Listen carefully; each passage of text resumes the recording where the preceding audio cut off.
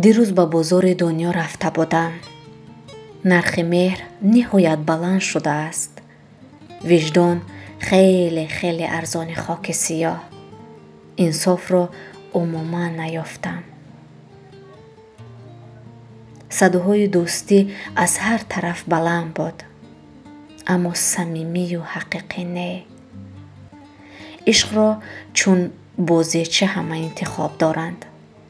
قدر و قیمت در زیر قدم ها همچون خاک توده پریشان شده بود. در کناره های بازار دلها به گدایی مشغول بودند. آنها به ایمان نیاز داشتند.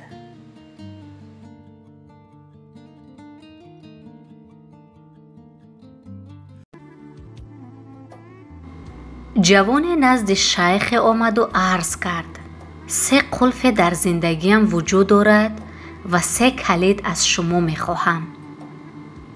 قلف اول این است که می خواهم یک زن خوب داشته باشم. قلف دوم این که می خواهم کاری با برکت داشته باشم. قلف سومم این است که عاقبت اعمالم به خیر باشد. شیخ فرمود: برای قلف اول نمازت را اول وقت بخوان. برای قلف دوم نمازت را در اول وقت بخوان. برای قلف سومم نمازت را در اول وقت بخوان.